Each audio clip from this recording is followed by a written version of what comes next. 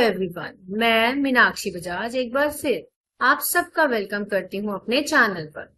मेरे चैनल पर मिलते हैं आपको कई सारे सब्जेक्ट्स के कंप्लीट वीडियो लेक्चर्स। आज का जो हमारा टॉपिक है वह है ओवरहेड अकाउंटिंग का, जिसमें हम जानने वाले हैं कि मेथड्स ऑफ रीडिस्ट्रीब्यूशन कौन कौन से होते हैं। और जो मेन फोकस होगा आज के लेक्चर का वह होगा डायरेक्ट रीडिस्ट्रीब्यूशन मेथड के ऊपर। हम एक सम भी सॉल्व करेंगे ताकि ये मेथड आपको अच्छे से समझ आ जाए। तो आइए स्टार्ट करते हैं आज के वीडियो लेक्चर को। स्लाइड पर नजर आ रहा है आपको एक चार्ट, जिसमें मैं आपको बताने वाली हूँ कि कौन कौन से मेथड हैं रीडिस्ट्रीब्यूशन के। कई किताबों में इसको सेकेंडरी डिस्ट्रीब्यूशन भी बोला है। दोनों का मतलब बिल्कुल सेम है। तो अगर हम रीअपोर्शनमेंट बोले, रीडिस्ट्रीब्यूशन बोले या सेकेंडरी डिस्ट्रीब्यूशन बोले, तीनों का मतलब है सेम। तो सेकेंडरी डिस्ट्रीब्यूशन के मेन तो हैं हमारे तीन मेथड्स, जिसमें सबसे पहला मेथड आ जाता है डायरेक्ट रीडिस्ट्रीब्यूशन मेथड, जो आज हम करेंगे। उसके बाद अगले लेक्चर्स में हम जानेंगे कि रेसिप्रोकल डिस्ट्रीब्यूशन मेथड क्या होता है। रेसिप्रोकल डिस्ट्रीब्यूशन मेथड के अंदर है तीन मेथड्स, जो एक एक करके हम जानेंगे। और तीसरा मेथड आ जाता है स्टेप डाउन मेथड। तो आज का फोकस हमारा होगा डायरेक्ट रीडिस्ट्रीब्यूशन मेथड के ऊपर। डायरेक्ट रीडिस्ट्रीब्यूशन मेथड के अंदर जो कॉस्ट है सर्विस डिपार्टमेंट की, वो डायरेक्टली अपोर्शन कर दी जाती है प्रोडक्शन डिपार्टमेंट को। इसके अंदर ये माना जाता है कि कोई भी सर्विस डिपार्टमेंट दूसरे सर्विस डिपार्टमेंट को किसी भी प्रकार की सर्विसेज यानी सहूलतें नहीं दे रहा है। और इस मेथड के अंदर अपोर्शनमेंट बिल्कुल सिंपल होती है, जहां पर total of service department apportion हो जाता है प्रोडक्ट डिपार्टमेंट्स के बीच में।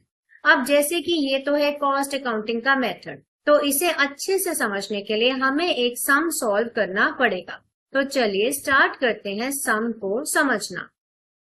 एग्जाम्पल पे मैंने ली है XYZ लिमिटेड, जहां पर है तीन प्रोडक्शन डिपार्टमेंट्स। प्रोडक्शन डिपार्टमेंट्स के नाम है P1, P2, P3 और इसके पास है दो सर्विस डिपार्टमेंट।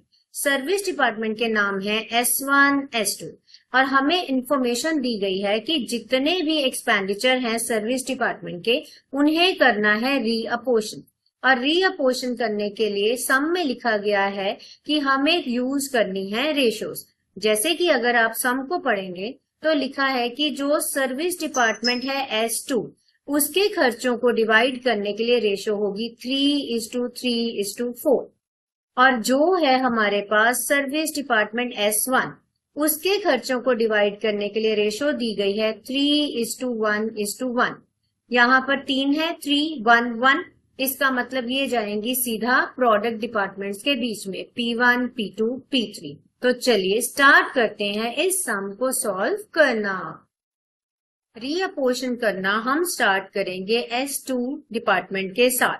अब जैसे कि सम में बोला गया है कि S2 डिपार्टमेंट का खर्चा जो कि है 6010 यानी 6010 रुपए, उनको करना है तीन प्रोडक्शन डिपार्टमेंट्स के बीच में डिवाइड और रेशो हमें गिवन है 3:3:4।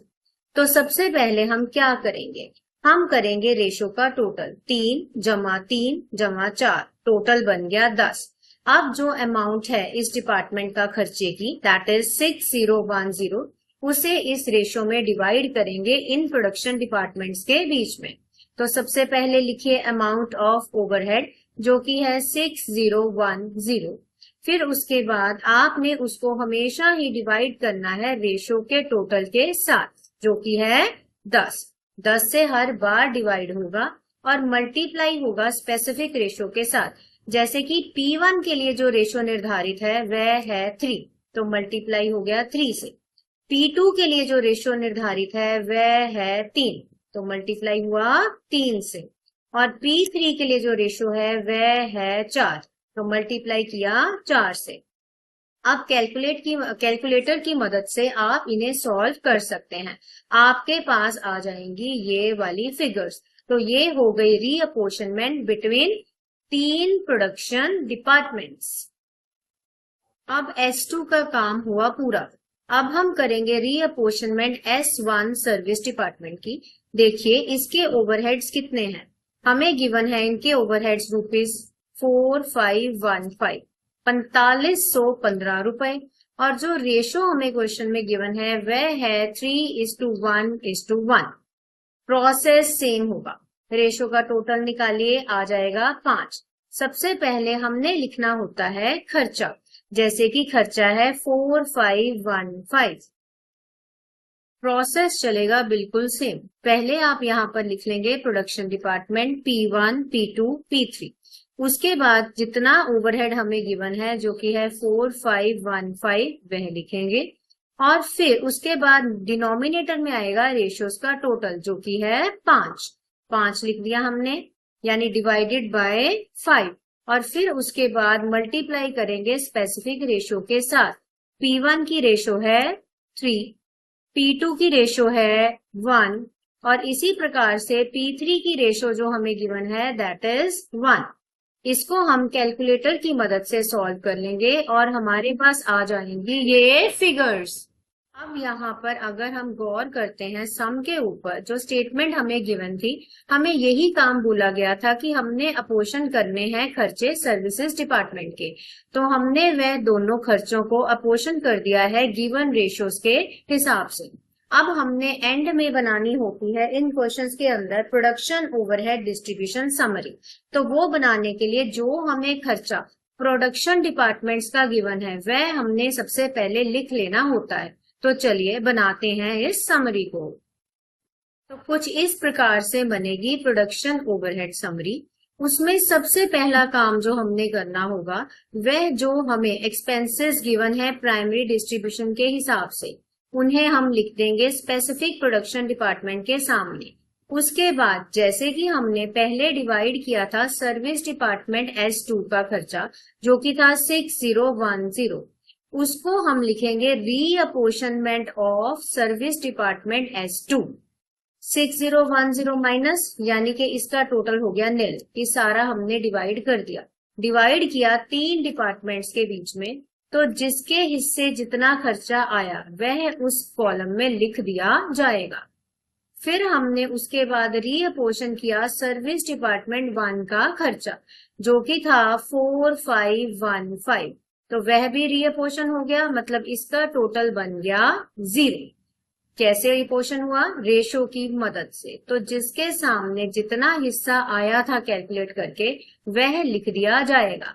उसके बाद तीनों को कर देंगे हम ऐड और हमारे पास आ जाएगा टोटल कि हर एक प्रोडक्शन डिपार्टमेंट को कितना जो ओवरहेड था वो बियर करना पड़ेगा। अब यहाँ पर एक बात तो क्लियर हो गई कि कोई भी सर्विस डिपार्टमेंट दूसरे सर्विस डिपार्टमेंट को अपने खर्चे का हिस्सा नहीं देता, परंतु असल में ऐसा नहीं होता। यही कमी है इस मेथड की।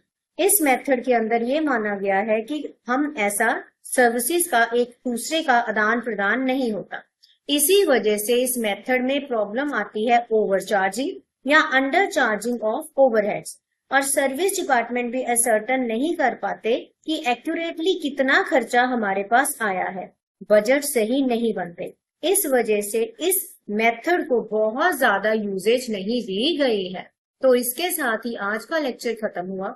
हम मिलेंगे बहुत जल्द और करेंगे अगला मेथड और उसमें सीखेंगे हम कि साइमल्टेनियस इक्वेशन मेथड क्या होता है। तो तब तक के लिए गुड बाय।